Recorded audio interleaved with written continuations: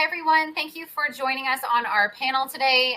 We are just waiting for Diane Blanchett, who is the recruiter for Pet Value, to log in. We're just having some technical issues, so I apologize for the slight delay. But I'm joined by Jeslyn. She is a technical recruiter in Toronto. So we're going to get started between Jeslyn and I, and hopefully Diane pops in the next 5 minutes or so. So thank you again for joining us on the panel. My name is Rachel Mitchell. I'm the Director of Business Development for TorontoJobs.ca. We hope you enjoyed the sessions, got a lot of information. This is going to be a little bit of a different session in the sense that we're going to look at things from a recruiter's perspective. We're going to talk a little bit about advice, about resumes, virtual interviews, what recruiters are looking for on resumes, and maybe talk a little bit about COVID in a positive way. So we'll get started. I want to first thank Jeslyn for being here. Really appreciate it. Thank you to all of our speakers for putting together all the content and things like that for today.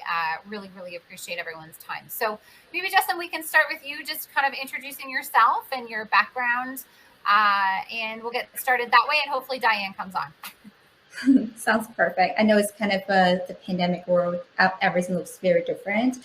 So technology issues does happen. So, well, thank you for having me, first of all. And it's such an honor and such a pleasure to be on, participate in this kind of the conversation with the job seekers or people who are actually looking for a career transition. So just a little bit about myself. I am currently located out of Toronto and working as a technical recruiter. Have about 5 years of technical recruitment experience. So basically covers every aspect of the technical recruitment. So if you're asking me about the for the resume, the customization or optimization or the interview tips and tricks about the job seeking in general, I would be really happy to offer my assistance and support. So that's also one of the reasons I'm here today. So once again, very happy to be here. Thank you for having me, Rachel. Thank you so much for being here. Really appreciate it. I mean, obviously technology is a part of everyone's world now, whether it be you're an accountant, you're an admin person, you're in the actual technical world. Everybody's got to have these skills now that are, driven around technology. So really looking forward to some of your viewpoints and advice for today. So maybe you could talk a little bit about, to get us started, I know probably things have changed a lot of how you're recruiting, since COVID started. So a lot of, within our organization, a lot of interviews were in person. We started doing a little bit of Skype to do some pre-screening with candidates, but it was not, I'd say probably 15% of our interviews would start with a Skype pre-screening technology. I know right now there's, there's Vera the robot and different, things that you can purchase for, doing pre-screening. And a lot of companies are doing that now, not even having an actual recruiter. They have, whether it's Vera the robot that can do 1,000 interviews in an hour, or, just a technology that they're using where the technology reads you a question and you answer, and then a recruiter reviews the results of that. So, very interesting world that we're coming into, and in terms of, the way you're applying for jobs and the way that you're interviewing. So maybe you could talk a little bit about how things have changed since you've been a recruiter. I know when I bring up COVID, it's because I think everything escalated. People were starting to use technology, just before COVID started, and then COVID kind of escalated everything to that being the only option. So people had to adjust very quickly. Job seekers had to adjust very quickly, but recruiters, for the most part, had to really change the way that they were recruiting candidates. And it became very informal. It became very virtual and, very different for a lot of us. So maybe you can speak to that a little bit and how you changed, and maybe give some advice for, people during COVID in terms of, because we're still in it. I mean, we're looking on the positive side of things, but it's still affecting, people that are looking for jobs heavily. So maybe you can speak to that a little bit. Yeah, absolutely happy to. And also, I'm also looking forward to getting or exchange my thoughts with Diane, who might be joining a little bit later. So from my end, definitely witnessed a lot of changes since the COVID or the pandemic started. So before, before the last year or beginning last year, we have been interviewing people and have been communicate with the candidates. That's more like in a very traditional way, being the recruiters conduct the phone screening. And also for me, part of my job is also facilitating the interviews with the hiring managers, but those were mostly already in person in the office. That's sort of the face-to-face, literally that type of interview. And then since the pandemic started, we shifted to the virtual interviews, being me and hiring managers started meeting the candidates through Skype. We started using Skype, and then and recently we kind of the Skype got the decommission, or it just most of the organizations started using Teams or Zoom or some other different the virtual meeting platforms. So it's really that shifting between from the traditional face-to-face in-person type of the interview to the online video chat. So with that perspective, I would say it definitely makes things a lot of easier if we're talking about the career transition, or we're talking about you going, instead of going on site, you have to travel to the location and have yourself dressed up very professionally to meet with the hiring managers and recruiters. So it's more like you just need to sit at home and then log into the video conference platform, and then just need to make sure that you look sharp, and then don't even have to step out of the house or step out of your place. You can just hop on and then have your interview done. So which is much more convenient, and it also creates a lot more opportunity for people to start thinking about the career transition. So for me, if you were to ask me any tips or anything to be aware of during this process, what I can say would be more proactive. If you are looking for a job, you're actively in the market, or you're looking for a career transition, just be out there. So when I say out there, it's more like online. So make yourself make a presence on LinkedIn or on some other social media platform, and start reaching out to people, get to know what they do, get to learn about what their daily jobs look like, what their daily responsibilities look like, just for you to have a better understanding, to get more exposure to what the type of the position that you are looking for. So I would say definitely be more proactive in terms of the networking, instead of maybe grabbing a coffee with someone, with people that's in the coffee shop or outside of work hours, but more like just have that conversation, that quick social networking online. So it's more like the transition from the venue, but the essentiality of the job searching is still out there. It's more, people would be more proactive when we talk about the job searching. That's perfect. Yeah, absolutely. And I give a lot of advice, and I do a lot of these types of events. And, that's the biggest, I think, setback right now with people is it's so difficult to get an interview. But once you have the interview, it's now very informal and very impersonal. A lot of people feel being virtual, but it doesn't really have to be. There's a lot of things that you can do to really showcase yourself. But there's also a lot of things I've noticed that might be common sense to some people, but some people might not think of. So just kind of some tips from my perspective. I learned from a speaker that we had at one of our events a few months ago that you should be making eye contact with the camera. So that's something that's very difficult because you want to gravitate to either watching you on the screen or watching myself on the screen, but you should be looking at the camera so that it feels like you're making eye contact with the person that's on the other side of the camera. So they gave me a great suggestion of putting a sticky note by my camera so that my attention always was focused on that camera. So that was something amazing. And then when I first started doing this, and I said this in the opening remarks, super important to record yourself and then watch yourself back to see what sort of mistakes you're making. If you're serious about getting a job and you've been given an opportunity to have an interview, you really need to practice and prepare yourself for that, because you have one chance to kind of make a good first impression. So if you're prepared, you've rehearsed. I know when I started watching myself, it's super hard to do, but I noticed I was talking a little bit quickly. I wasn't taking appropriate breaks. I was saying a lot. So watching myself really helped me correct those things. And even doing a mock interview. I mean, Zoom is a free platform that you can use. You can set up a Zoom meeting with your friend and go through a mock interview and practice answering some questions just so you're really prepared. And I've had a couple of people that I've done interviews with, and this is maybe something people don't think of, but don't wait until the interview time to log in. I mean, give yourself 5-10 minutes, even log in the day before to make sure you've got the software. Because you mentioned Microsoft Teams, you mentioned Zoom, you mentioned a lot of different things, they might have their own interview platform. You might need to download it to your computer. You might have to have a certain software to run it. Your Internet Explorer might not be up to date. And if you're logging in 1 or 2 minutes before your interview starts, you're probably going to be late if you have to start downloading software. And that's not going to be a very good first impression. So make sure you've downloaded the software, you've tested it, and you can log in properly. I don't know if you have anything else to add with perfecting the virtual interview. Those are just some of my top ones. Obviously, the background is super important too. But I don't know if there's anything you want to touch on. For sure. If we're talking about the interview tips, there's so many tips that we definitely we could offer here. So for sure, and also like all the ones that you mentioned, Rachel, those are really, really important. Have the platform downloaded beforehand, and also do a mock interview with your friend, or just to do a self-recording and then watch back after your interview. So that also can help you with practicing and also improve your interview skills.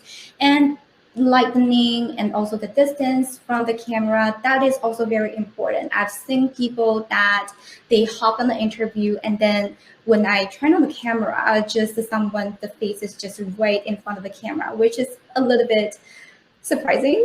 But again, just to make sure that you test the distance to the camera, and then you make sure that you sit kind of in the right position, that you can present yourself well. And the other thing I wanted to mention, I think Rachel, you once mentioned to look right in front of the camera. So sometimes it could be good, or sometimes just to make sure that you are focusing on the audience that you're speaking to. So in this case, it would be the hiring managers. So make sure that what kind of reactions that they have. If you realize that you're talking too much by just looking at the camera and forgot what the reactions the hiring manager might be having, so just that might be something that you also want to consider. And there's one other thing that I recently learned, which I find for myself is really, really helpful, because for me, sometimes even I don't realize that when I speak, I sometimes look really serious.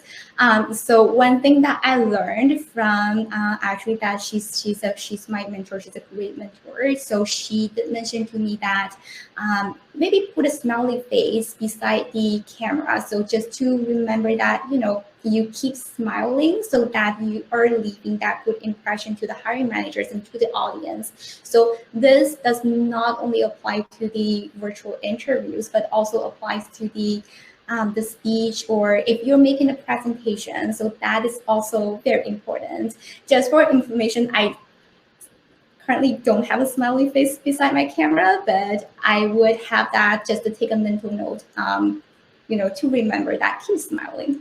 That's a great point. I like that. I like that very much. They always say that people can hear you smiling through the phone. So exactly. It's important. It gives your delivery a little bit more of a positive delivery when you're speaking to recruiters. So all awesome points. I mean, the virtual interview, we've all had to adapt. So if you don't have it perfected, I wouldn't, it takes a long time to get really comfortable on the camera. So I hope we offered some advice in that perspective. I kind of want to take a few steps back to getting the actual interview, because I know that's probably one of the harder things for candidates. And I just want to mention to anyone, if you do have any questions as we go along here, please place them in the chat. We'd be happy to address anything that you might be questioning, or any or questions that you would like answers for. So just at the very top, you'll see stage, and then you can put your question there. And I don't know if Diane's going to end up making it. She was having some technical difficulties, and it doesn't look like she's going to be able to sign on. So I apologize. So I guess let's take a few steps back to the resume itself. So everyone gives very general advice about margins and fonts. And I think that for the most part, we're all aware of those types of things. But what we don't really find online, or what we don't really know, is what are recruiters kind of looking for? I know I mentioned in the opening remarks, it's about 12 seconds with the stat that it takes for a recruiter to read through and kind of sift through and say, yeah, this candidate's going to be a good fit, or they're not going to be a good fit. So what's your advice for really grabbing your attention within that 12 seconds? What can people do, or what are some tips that you have for someone to really make their resume appealing to a recruiter to want to read more than the 12-second time frame? That's a great question. So from my perspective, working as a technical recruiter, all I would pay attention to is I wouldn't say keywords, because sometimes people put a lot of keywords on their resumes, but they don't fit their profiles at all. So I would look at the keywords for the first as a first impression, and then look at the context. So you mentioned about those, for example, you mentioned about ServiceNow, you mentioned about Salesforce, and in what context did you just throw those keywords on your resume, or you actually made some implementations? I'm just using those technical the professions as an example. So for example, that the ServiceNow. So did you actually do the implementation? You actually did the configuration, or you just have the knowledge of ServiceNow? So I would say, to answer your question, Rachel, definitely the key points and or key phrases, so the words are the things that as a recruiter I will be looking at. And then secondly, maybe in the other few, say 7 seconds, I would look at in what context that you are you actually mentioned those keywords about, and then also how you formatted your resume and how you designed your resume. I would say each resume is a piece of art to me. How you present yourself. So before connecting with you in person, I will look at your resume first. So how would you like to put your resume? Would you like to just mention your work experience, or you also want to mention about your education certification? Is there any grammars on your resume? So how you present it. So those are also the key things I will look at, maybe in the last 2 to 3 seconds, I would say. So yeah, hope that answered your question. Yeah, and I think it should be very clear if you're applying for a job that says 2 to 3 years of experience as a software developer, that has to be very prominent on your resume. I see a lot of people at the beginning of their resume, they're talking about their volunteer experience, or they're talking about courses they took 6 years ago.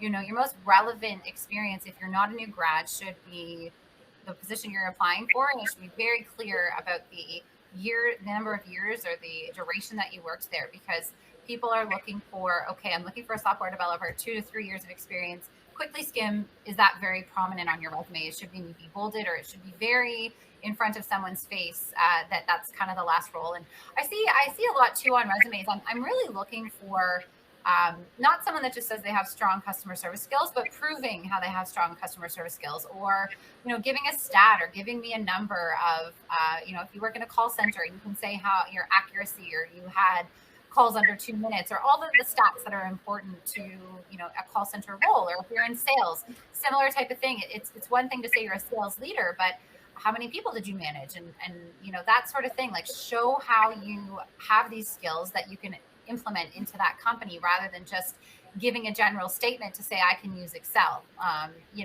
Kind of give an example of things that you created in Excel, or functions that you can use in Excel that show me that you are a high level in Excel, as an example. And what about an objective? We haven't really talked about that. A lot of people ask questions about what it should include, and should I have one? Should I not have one? What's your take on an objective statement? I would say put something about what kind of opportunity that you're looking for. So to tailor that statement, concise, but also strong and sharp, so that you're not looking for, I'm looking for, say, a sales person, or a business development manager, or account executive, or account manager. So it's kind of too redundant. So just to make it sharp, and also your objective is just the one line, that to specify what type of position that you're looking for. If you want to mention type of the organization, that would also work. I also sometimes see that people would mention, I'm looking for this type of opportunity within this specific organization. So if you do that, that's perfect. But just remember to update your resume later if you apply for another different organization. So yeah, so that's my 2 cents. Yeah, and I think you should have some, strong descriptive words. If you have 3 to 5 years experience, you should say, I'm a dynamic software developer with 3 to 5 years experience in developing, I shouldn't have used this as an example, because I am by no means tech, but, I have JavaScript and React developer experience. It should be right there in your objective statement, so they know the types of the years of experience and the type of experience that you have. Exactly. But like Jeslyn said, 1 to 2 sentences max. I mean, you're not writing 5 paragraphs of and a resume that I saw recently, or maybe I'll give a couple examples. One had their LinkedIn.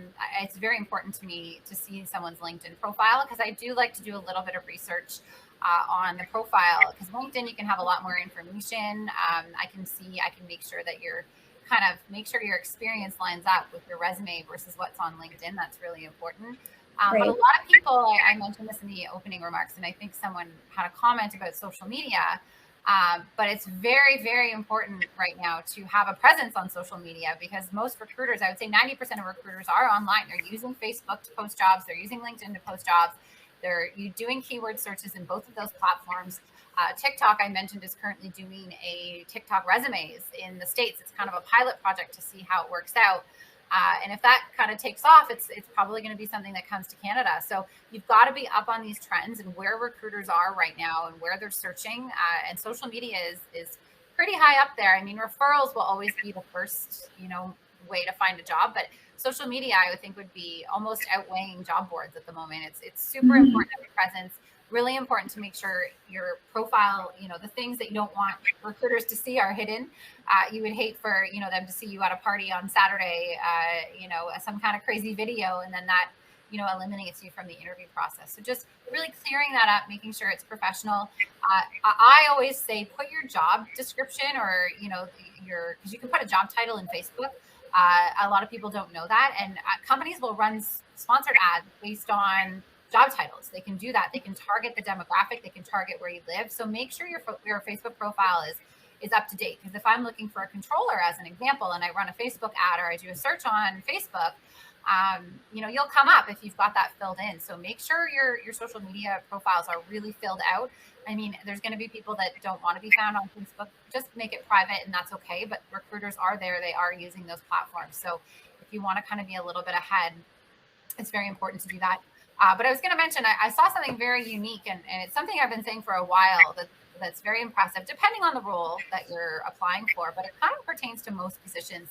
I've seen people getting really creative and creating their own online kind of resume. So they're using their name as a domain. You can buy your name probably for $2.99 for the year for a domain. They go on Wix or GoDaddy and they create their own website. Most of them are free and have templates, so you don't even have to be a graphic designer at all.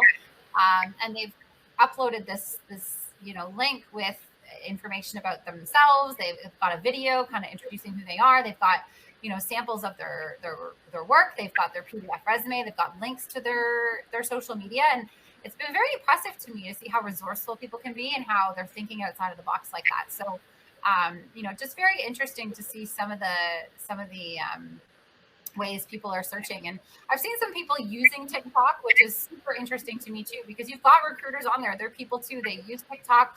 But some people that are looking for jobs, they've been very creative. I've seen some videos go viral, just of them on there saying, I'm looking for a job, I'm in Toronto, I'm whatever, using hashtags, putting a little music to it. And I've heard recruiters say they're finding people that way. So you got to think a little outside of the box. It might be out of your comfort zone, but the world is changing very quickly. So that's awesome. So hopefully we're giving you some advice. We have a couple of minutes left. Is there anything that we missed that you want to give advice to, or maybe talk about some of the roles that you're recruiting for? Sure. So actually, just listening to what you mentioned about TikTok resume, that was really inspiring. I actually haven't thought about, looking for candidates on TikTok. So that's something that's absolutely really interesting. If you are making a resume or you are posting about your own profile on TikTok, just remember that you maybe at me so that I can find you. And absolutely, for now, I would say the most predominant social media that can help us promote ourselves will be LinkedIn. So just make sure that you have your LinkedIn polished and updated, and make sure that your LinkedIn, no matter what you put about the employment information, when did you start, when did you finish, at which company, the title, so those are all aligned to your resumes. Because as Rachel, you mentioned, we as a recruiter, we do look for candidates on social media. We do check their social media platforms just to see that if what they're talking about on the resume actually speaks to their social media platforms. So that is absolutely very important. And if you have time, make a personal website. That wouldn't hurt. And also, actually myself, I also have my own personal website. So just to put some thoughts out there and talk about recruitment and talk about the human resources in general. If you ever interested in, just feel free to visit my website and then leave a comment so that I know that you're there. Yeah, I should put it in the chat. I know Abdullah, he shared some a web link for his site, so I'll definitely check that out. Thanks for sharing, Abdullah. That's wonderful. And yeah, and also if you have time, so definitely, a website wouldn't hurt. Otherwise, LinkedIn would be the best perfect platform for you to market yourself and to promote yourself, and then also to make connections with other professionals. So that's very definitely, it's a really useful platform if you want to make that career advancement or you're looking for a new opportunity. So this is absolutely very useful. So that's something I would like to share, just to further add up to what you just mentioned, Rachel. I don't know if you have anything that you would like to share. I think that's it. We're at 4 o'clock, so I just want to be kind of cognizant of everyone's time. Maybe if you want to put the links in the chat if you're recruiting for any roles, or how people can contact you while I kind of do our conclusion. But first, I just want to say thanks, Jeslyn, so much for being here. Really, really appreciate it. We have some questions that are coming in, so I'll do my best to answer those once I'm done the concluding remarks. The networking and expo area will still be open, I think, for about 10 minutes after the event. So if you haven't visited Group M or Dixie Bloor Neighborhood Center, please make sure to do that. They supported today's event, and it's always great to support other businesses. I know Group M is recruiting for a number of roles, and Dixie Bloor is an amazing resource for candidates and those seeking kind of one-on-one advice. I just want to thank all of our speakers, so Wayne Greenway, Zoe McGee, and to our pre-recorded sessions and the speakers that couldn't be here. Thanks so much for giving us that content. We do have some other upcoming virtual events. We have our tech hiring event on August 11th. We have our bilingual job fair August 18th, and we have a student conference and career fair on August 25th. So Alex will put the links for those in the chat. We also are very active on social media. We just started a TikTok, but we're very active on LinkedIn, Facebook. We have groups. We have about 100,000 followers. So always interesting, to go on there and see what types of roles are there, but also to post that you're looking for a job. I mean, you never know who's going to see your post. Be active in those groups. I always say that, not just ours, but other people's groups. That's what they're there for. We have a YouTube channel as well, TorontoJobs.ca, where we have tons of videos about resume writing, interview skills, things like that. So check us out on YouTube. And definitely check out our recruitment division. We have lots of roles that we're looking to fill on TorontoJobs.ca. So React developer, sales reps. We're looking for a fractional lawyer, a recruiter. So definitely check that out on TorontoJobs.ca. Again, just want to say thank you to Jeslyn. Thanks to all of our attendees today and speakers. And it was my pleasure hosting you, and we hope to see you at a future event. So thanks so much. Thank you for having me. Thanks, Jeslyn. Bye.